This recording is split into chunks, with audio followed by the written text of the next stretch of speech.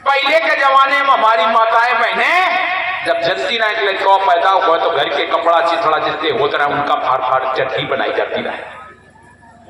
घर में जैसे उनका दिन जाए माता जी खान बैठे गोदी में लई के बैठी तू ही कौन खा पाई लड़का टट्टी कर ली। क्यों भाई उस बच्चे की सफाई पहले करती है जाके कि पहले खाना खाती है? पहले सफाई करती है जाकर के फिर बाद में उन्हीं हाथों से भोजन करती है।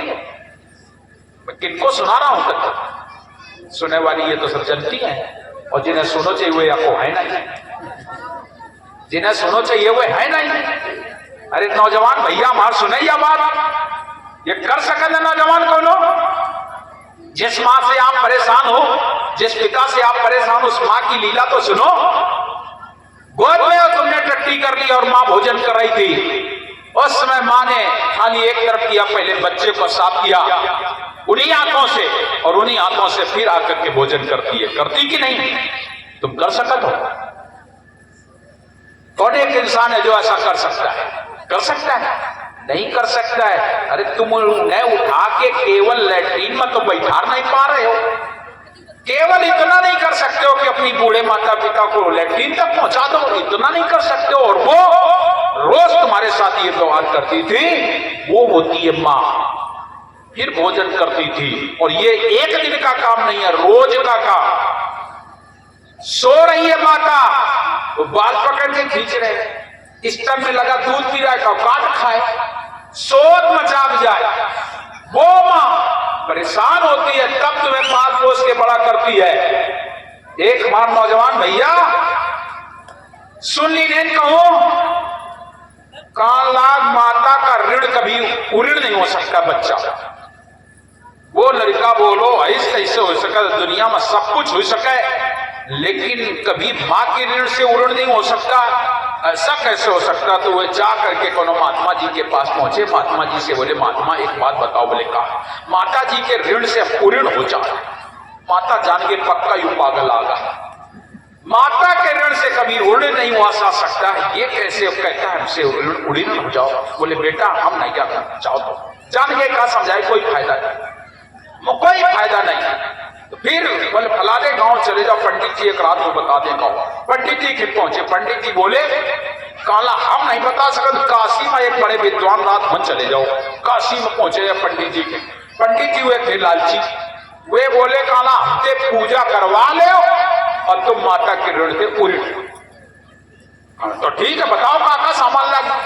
तो जौ तेल गुड़ शक्कर और तमाम मेवा मिष्ठान और इतनी दक्षिणा उतनी दक्षिणा, यो अन्नदान वो चांदी दान वो सोना दान यो सब लागी लेके आए, तुम्हारी पूजा करा दे वे ऋण से पूरी। लड़को आके माता जी से बताए इसका माता जी बोले हाँ हम तुम्हारे ऋण से उऋण हो चाखन और एक पंडित जी मिल गए कहते हम पूजा कर देवे और तुम ऋण से उऋण जाइयो और गरीब में नहीं आया। काला बच्चा हम चाहती है तुम ऋण के उऋण हो जाओ, तुम जहां चाहो तहां चलो। हम चल के सकते वो पानी रेड़िया के ऊंचावल जो कुछ होता तो सोना चांदी रहे वो और नहीं न तो मैं पैसा रहा है वो पहुंचे जाके वो बढ़िया बना के हवन कुंडी हो बस ओम ओम करके स्वाग कर दी नैन और करे के बाद जब दान रहे तो सब निधर और करे के बाद काला आप तुम अपने माता के ऋण से उऋण। माता जी बोली काला उऋण लेंगे काला ठीक चले आए। महीना 2 महीना 4 महीना बीत गया। एक दिन जेठ के महीना रहा और लड़कवा खेतवन में काम करने लगा मजूरी। दोपहरी में हुई छुट्टी, लड़का घरे आ गया और जब घरे आ गया तो माता से बोलो काला अम्मा बहुत तेज धूप है, अब किलोमा चला के आए और गर्मी बहुत लाग रही तो मैं करो हरे ऊपर खोल के पंखा कर दो तना आराम कर ले। माता जी बिल्कुल बेटा लौट जाओ।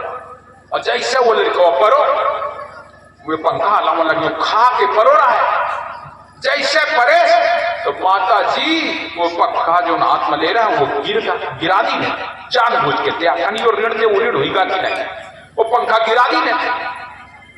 बोलो अल्ले माता का तुम सो रही हो? अरे दिन भर सोती रहती हो, तनक दे रुक जाओ, 2 घंटा की बात है भाई, चले जाइए फिर तनक पंखा कर दो, कल ले ला आगा आलस ला फिर कर दो फिर और जैसे फिर करने लगी अब की ना लड़का तनक झपकी ले ला, और जैसे झपकी ले ला तो अब की ना उनके मुड़े पर वो पंखा डार दी नन भी जना, और जैसे पंखा डाल फिर बड़बड़ा हाँ माता जी तुम बहुत सो रही होती रहते कितनी ना मना करो, अरे तेरा नीचे पंखा कर दो, अब सर सो लेना आराम कर लेना, चले जाइए काल ले ला आगा आलस आगा सो और फिर वे और अब की ना लड़का तनक जब आगा कर रहे तरह सोएगा और जैसा सोगा वे पंखा लेना कर रहे उनके ऊपर है पटक दिन और जोड़ते मरा हुआ, और जैसे गिरो पंखा लड़का बड़बड़ा के उठो और कहलक तुम्हें तनका शर्म नहीं आवत, हम कमा के लावन दोपहरी में जाके गेलवा चलावन और सब कुछ करन और तुम जरो देर मेरे ऊपर पंखा नहीं कर सकती हो, तुम माठारी हो, तुमको आयु कैसे काम करती हो, तनको तुम्हें दया नहीं आवे, तनको यो नहीं आवे, लड़को बोल काला बात अम्मा बोली काला कास काल बउआ बस काला याद तो जाकर ना कि तुम ऋण की उरीण हुई गयो कि नहीं, अरे तुम जिंदगी भर हमारे ऊपर ना जाने कितनी जाए पंखा पट्टियो, ना जाने कितनी जाए बार पकड़ो, ना जाने कितनी जाए टट्टी को पेशाब को भूख लाग, हम दोपहरी में परन बैठन तनको तुम परेशान, रात में तो परेशान, दिन में परेशान, अरे बच्चा माँ के ऋण से कभी कोई बेटा उऋण नहीं हो सकता है, उऋण एक ही शर्त पे हो सकता है कि जब तक माँ जीवित रहे तब तक उसे प्यार से खिलाओ पिलाओ, और वो माता तुम्हें खुश होकर के आशीर्वाद दे करके जब इस संसार से जाए तब भले समझ लेना कि मैं उऋण हो गया, नहीं माँ के ऋण से कभी उऋण नहीं हुआ जा सकता है। इसलिए प्रिय सज्जनों, माता जो होती है बहुत सुंदर चीज होती है। आज भगवान शिव से कह रहे हैं, भगवान शिव ने माता जी को सामने मौन धारण कर लिया,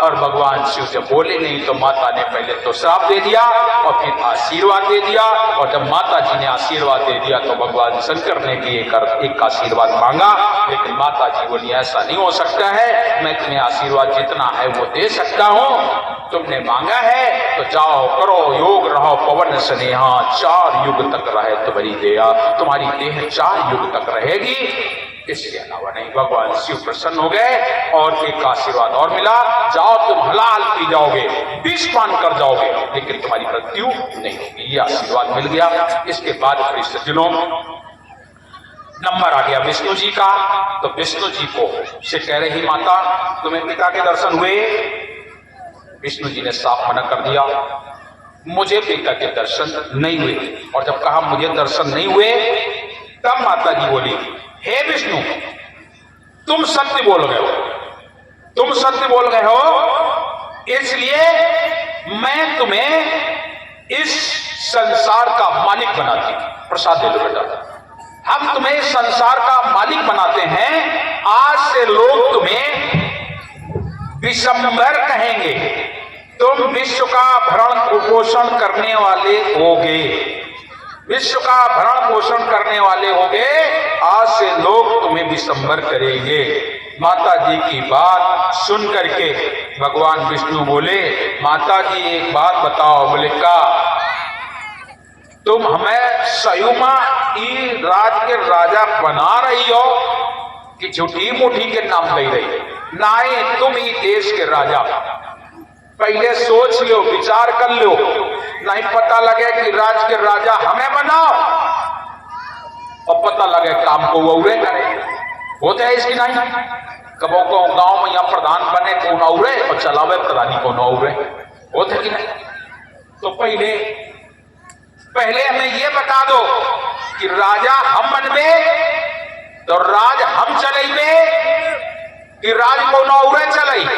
माता अष्टंगी बोली नहीं, तुम राजा हो गए और तुम ही राज चलो। काला खूब सोच लो, हमें राजपद देने से पहले खूब विचार कर लो। बोले हमने विचार कर लिया। बोले हाँ, फिर बाद में कुछ ना कहो, न कही दे तो काला जाओ, अगर तुमने मुझे राजा बनाया तो आज भगवान विष्णु माता की आज्ञा मान करके सुमेर के शिखर पर वैकुंठ नामक स्थान बनाया, उसके पश्चिम में पितृलोक, दक्षिण में यमलोक, पूर्व में गोलोक, इंद्रलोक, ईशान ईशान कोने पर कैलाश, आग्नेय कोने पर अग्निलोक, नत्रश कोने पर नत्रलोक, वायु कोने पर वायुलोक, पवन मेघ आदि बनाकर तैयार कर दिया।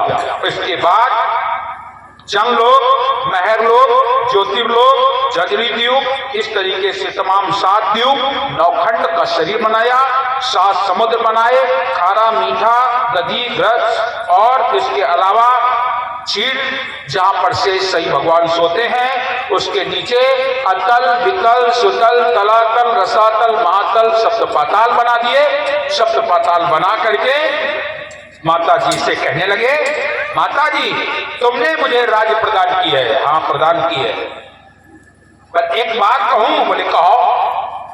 तुम्हें निरंजन जी ने श्राप दिया है, तुम्हें द्रौपदी बनना पड़ेगा। माता जी घबरा गई कि हम ही राजा बनाओ और हम ही का यहां शुरू। जो बात हम भूल गए वो विष्णु मुझे याद दिला रहे हैं। माता तो सहनशील होती है। माता जी सहन करके बोली, हाँ बेटा निरंजन जी ने मुझे श्राप दिया है। बोले माता जी इसलिए नहीं कह रहा हूं कि तुम्हें अपमानित करूं, मैं तुम्हें इसलिए याद दिला रहा हूं कि जब तुम्हें द्रौपदी का अवतार होगा तो तुम्हारी सेवा के लिए मैं भी आऊंगा। माता जी बड़ी खुश।